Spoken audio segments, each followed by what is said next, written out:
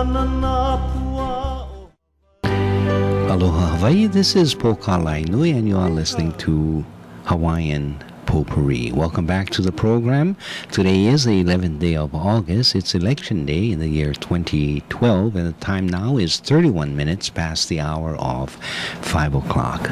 If you would like to call and share an opinion based on the matters that we have been talking about, telephone number here is 524-1080. We'll put you on the radio and see what you have to say about some of these matters. We'll be back tomorrow morning from 6 to 8 in the morning, so if you want to join us again, you can join us on this radio station tomorrow morning. Now, we've been talking about the elections and how we can form or formulate a different method of an elective process.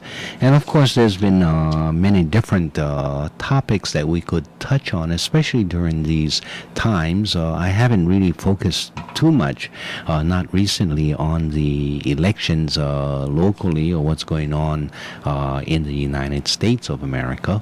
One of the matters that I have been very concerned about has been the question of Syria and what the United States has been doing in Syria. And I think it's very problematic. I think the United States is behaving very badly with regards to Syria, and they are promoting a lot of propaganda that is not true, and they are simply abusing their superior position, economic position, political position, military position, and so I'm very concerned about the saber rattling that is going on with regards to Syria.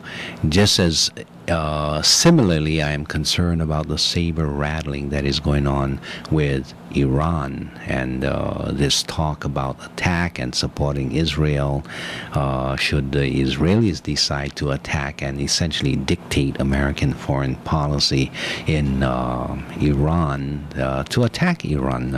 That's a fool's goal. And I think we should start speaking up about that. I have an article that comes to me from, and where does this come from? Transcend Media Service, and it's written by Paul Craig Roberts.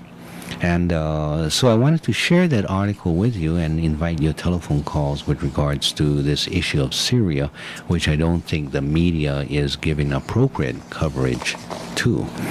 Paul Craig Roberts writes, "One wonders what Syrians are thinking as, quote, rebels vowing to, quote, free Syria. Take the country down the same road to destruction as, quote, rebels in Libya. Libya under Gaddafi, a well-run country whose oil revenues were shared with the Libyan people instead of monopolized by a princely class as in Saudi Arabia, now has no government and is in disarray with contending factions vying for power. Just as no one knew who the Libyan rebels were, with elements of Al-Qaeda reportedly among them, no one knows who the Syrian rebels are, or indeed if they are even rebels. Some rebels appear to be bandit groups who seize the opportunity to loot and to rape and set themselves up as the governments of villages and towns. Others appear to be Al-Qaeda. The fact that the rebels are armed is an indication of interference from outside. There have been reports that Washington has ordered its Saudi and Bahrain puppet governments to supply the rebels with military weaponry. Some suspect that the explosion that killed the Syrian defense minister and the head of the government's crisis operations was not the work of a suicide bomber, but the work of a U.S. drone or missile, reminiscent of Washington's failed attempts to murder Saddam Hussein. Regardless, Washington regarded the terror attack as a success, declaring that it showed the rebels were gaining, quote, real momentum, and called on the Syrian government to respond to the attack by resigning. The following is from a leaked intelligence document describing a previous Western terrorist intervention in Syria, just in case any reader is so naive as to think that, quote, our government would never do that. In order to facilitate the actions of liberative forces, a special effort should be made to eliminate certain key individuals, to be accomplished early in the course of the uprising and intervention. Once a political decision has been reached to proceed with internal disturbances in Syria, CIA is prepared, and SIS, or the M16 or MI6, will attempt to mount minor sabotage and coup de main incidents within Syria, working through contacts with individuals. Incidents should not be concentrated in Damascus. Further, a necessary degree of fear, frontier incidents, and staged border clashes would provide a pretext for intervention. The CIA and the SI6 or the MI6 should use capabilities in both psychological and action fields to augment tension. Now, this comes from the U.S. or the joint U.S.-UK leaked intelligence document, London and Washington. This is in 1957. This is according to Global Research. Somehow I have that concern about the year 57, if there was a reference to Al-Qaeda, and there was no such reference, so the date may be correct. Obama has not said why his government is so desperate to overthrow the Syrian government. The current president was an eye doctor in London who was brought back to Syria to replace his father, who had passed away as president of the country. Washington is reticent about its real motives, which it masks with high-sounding humanitarian rhetoric, but Washington's motives are transparent. One motive is to get rid of the Russian naval base in Syria, thus depriving Russia of its only Mediterranean base. A second motive is to eliminate Syria as a source of arms and support to Hezbollah in order that Israel can succeed in its attempt to occupy southern Lebanon and acquire its water resources. Hezbollah's fighters have twice defeated the Israeli military's attempt to invade and occupy southern Lebanon. A third motive is to destroy the unity of Syria with sectarian conflict, as Washington destroyed Libya and Iraq and leave Syria to warring factions to dismember the country, thus removing another obstacle to Washington's hegemony. Syria, a secular Arab state, like Iraq, was or is ruled by a political party composed of Alawis, more or less Shia Muslims. The Alawis comprise about 12% of the Syrian population and are regarded as heretics by the Sunni Muslim, who comprise about 74% of the Syrian population. Thus, the orchestrated uprising appeals to many Sunnis who see the opportunity to take over. In Iraq, it was a Sunni minority that ruled a Shia majority, and in Syria, it is the opposite. The divisions among Arabs make Arabs vulnerable to Western interference and rule. The Sunni-Shia split makes it impossible for an Arab country to unite against an invader or for one Arab country to come to the aid of another. In 1990, the Shia Syrian government lined up with the U.S. against the Sunni Iraqi government in the first Iraq War. Neither Lawrence of Arabia, Nasser, nor Gaddafi succeeded in creating an Arab consciousness. Washington's cover for its violent overthrow of another government is always moralistic verbiage. First, the target is demonized, and then Washington's naked aggression is described as, quote, bringing democracy and freedom. overthrowing a brutal dictator, protecting women's rights. Any assortment of cant words and phrases seems to work. Hillary Clinton has been especially strident in advocating the overthrow of the Syrian government. The silly woman even issued threats to Russia and China for daring to block Washington's attempt to use a UN resolution as cover for invading Syria. Washington misrepresents the Syrian government's resistance to being overthrown as a government conducting terror against its own people. But Washington had no condemnation for the terror attack, whether its own or that of a suicide bomber that killed high-level Syrian government officials. Washington's double standard prompted the Russian Foreign Minister, Sergei Lavrov, to accuse Washington of having, quote, a sinister position. Indeed, Washington does. But what is surprising about Washington's sinister position after Iraq, Afghanistan, Libya, Somalia, Yemen, and Pakistan? Undoubtedly, after Syria is overthrown, Washington will move on to Iran. Russia itself is already being surrounded by U.S. missile bases, and the Russian government has a disloyal and traitorous political opposition, financed by American money. China is confronting a rapid buildup of U.S. air, naval, and troop bases in the Pacific. How long before China's government has a disloyal opposition financed by Washington?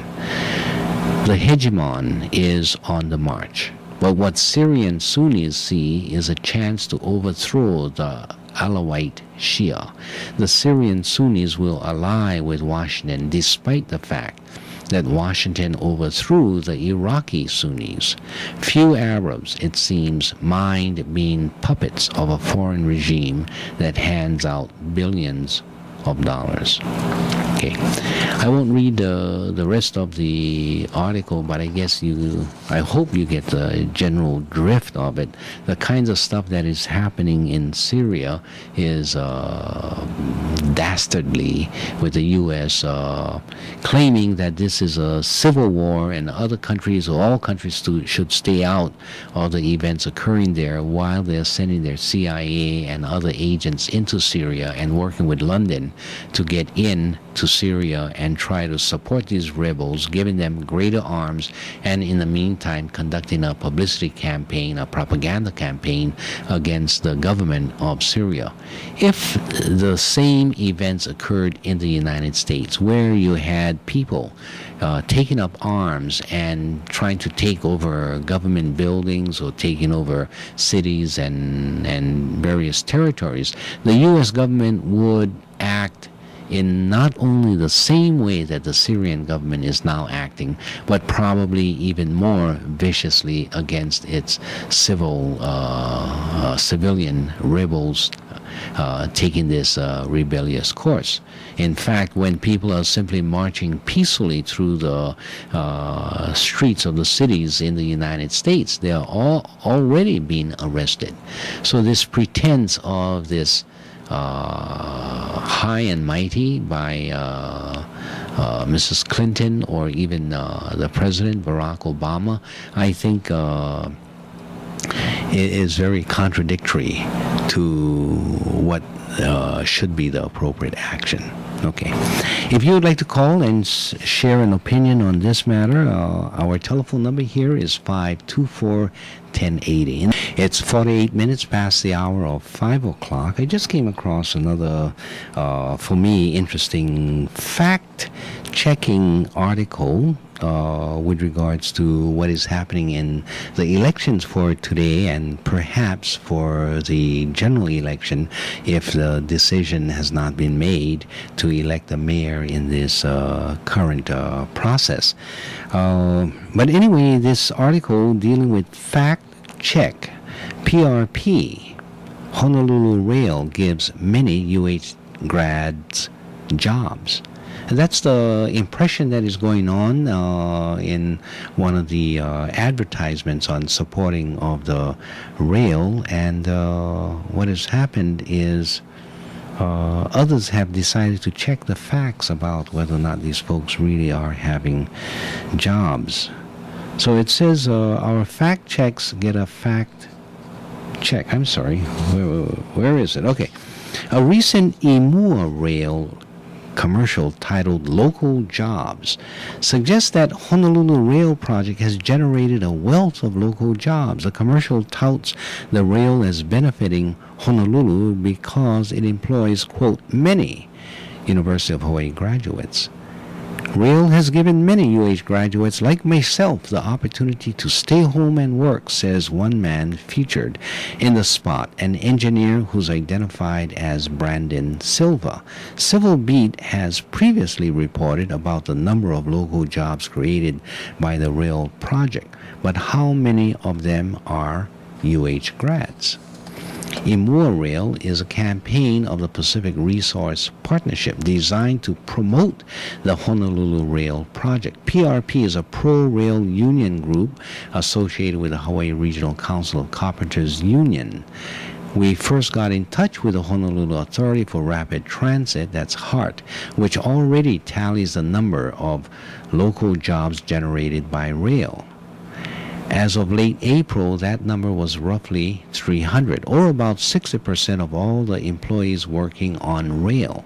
But to get a count of how many rail employees graduated from UH, Jean Mariani Belding, a HART spokesperson, said we'd have to contact each contractor and subcontractor directly. There are at least 15 companies currently contracted with the city to construct the rail, including Kiewit, ICOM, and PB Americas Incorporated.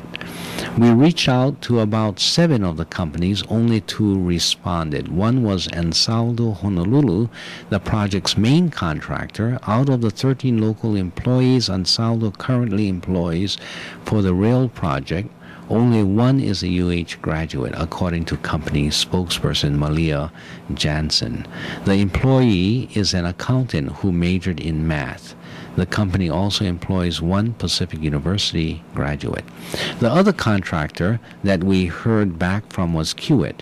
In late April, the company employed nearly 250 workers for the rail. Kiewit currently employs 30 UH grads, including its senior vice president, Lance Wilhelm, according to a company spokesperson. That number doesn't include employees working with Kiewit's subcontractors, said the spokesperson. Given that the man featured in the commercial is an engineer, we also decided to give UH's College of Engineering a call. But the college doesn't track graduates' employment, according to a spokesperson, Eric Matsunaga. He did, however, note that potential rail contractors have participated in college career fairs seeking graduates for employment. When we asked those at Imua Rail how they know that the rail has given, quote, many UH graduates employment, it took a few days for them to come up with an answer. Here's what Cindy McMillan, project manager for strategic initiatives at PRP, had to say. The statement in our TV ad is a summation of factual information, she wrote. While we don't have an actual data, it is highly likely, given our population base, that a large percentage of people working on all facets of the rail project, including engineering, are UH graduates or graduates of a UH system school. Bottom line, an Imua Rail local jobs commercial states that the rail project has given many UH grads jobs. HART does not track this statistic, neither do the individual contractors, save for ad hoc headcounts. A spokesperson for the Imua Rail acknowledged that the statement isn't derived from, quote, actual data, but rather an assumption based on hypothetical circumstances. Civil Beat's cursory research shows just 31 out of the 300 local rail jobs are held by UH graduates. We find PRP's claim to be mostly false. Interesting, isn't it? These fact checks. Okay, we do have a caller on the line, and let's go to that caller. Aloha, caller. Welcome to the program. Yeah, Poga, the more information continues to come out about this really Pilau rail project. Yeah. Last week on this station, Rod Tam had on Tom Berg. Oh, okay. And Tom Berg said that Ansaldo got the bid to build the cars for the project. Yes. When they were $241 million more than the bid of Bombardier of Canada. Now, Bombardier said that they would build the cars here, providing 150 jobs here. And they were 241 million less than Ansaldo. But Ansaldo gets the contract. Now, I forget what exactly the tie is, but I think if you were to scrutinize this, you will find that Ansaldo has business ties to First Hawaiian Bank. Yeah. I forget who had written an opinion article on that, and had drawn all the ties together, basically following from Cayetano's remark that this is a battle of power. And First Hawaiian Bank was really had its hands in so many of these things, especially with a member of its what is that, council on the Heart board. Well, the chairman. Look at the chairman, The chairman, okay. Yeah. And he's not the only one, I think, with ties. There's more than one other person on that. Yeah. And as has been pointed out, there's not one individual with any civil engineering or transportation expertise or background. All these people were in labor, finance, business. And they are the transportation authority, right? So, oh my goodness. And so I mean, that right there, isn't that smelly? And here is Hart telling, they're providing many jobs for UH graduates. Well, I don't know, does it add up to $241 million? Huh? Good question. No, not even one. Yeah, probably one. Yeah. So, this is, oh man. Yeah, I hope people can see through these campaigns, and I don't know if the term non sequitur is appropriate, but the kind of commercials that are being made and the lack of connection or relevance to one statement made and then the conclusion, and it just doesn't match up or it doesn't meet up, and so it boggles my mind. I'm trying to be logical about what is being said, but even listening to these political ads, it just doesn't make sense. If I was grading someone's paper, they would get normally a D or an F for the logic within their commercials. But it's been going on. It's rampantly going on. What I am kind of surprised by was when they announced the results of a Hawaii poll that said that there's hardly any movement in public opinion against the project, and a response by the HECO CEO, Constance Lau, was that, what the poll results tell us is that we need to continue the effort to educate. But, I mean, they're still saying the same things. They're still making these misleading claims, and they're still trying to back up the same arguments that just isn't being bought. Yeah. You would think they would make some kind of adjustment. Or learn from Why don't you answer head on the critical points that have been raised, but they dodge those, and they continue with the the rail can be powered by the trade winds, and I'm concerned about the future of my grandchildren. The more cars, and you got to answer the points of criticism convincingly, right? Yeah. You have to persuasively refute them. Not sidestep them and I guess that's a positive side of the fear of that U.S. citizens or something Citizens United and that decision where you can throw in as much money into a campaign as you like, as long as you're a corporation, that saturating or oversaturating the public airwaves is not going to improve the message that you carry. And I think at this point, rail has been oversaturated, and the negative attack against Ben has been oversaturated, so that you hit a point where it's not, you take the position of conscience law, or it means that we got to do even more, and so you just pour more water on the same fire. And who are these PR people who are producing these obviously ineffective ads? Yeah? I mean, these people are getting away with what, incompetence, I guess, yeah? Stupidity? Yeah. They must be making a lot of money doing it. And look at this, consider this, Poca. This past week, yeah, when Cayetano was hospitalized, what did PRP do? They pulled their ads. Now, come on. If you are really educating the public, right? Yeah. If you really want the public to be informed with the information they need. Okay, gotta go. Thanks for calling. Yes. Aloha.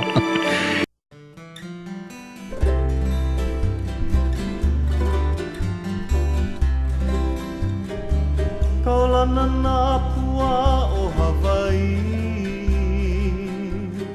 Kupa ama hope o ka aina Iki mai ka elele o ka loko ino Pala pala anunu me ka paka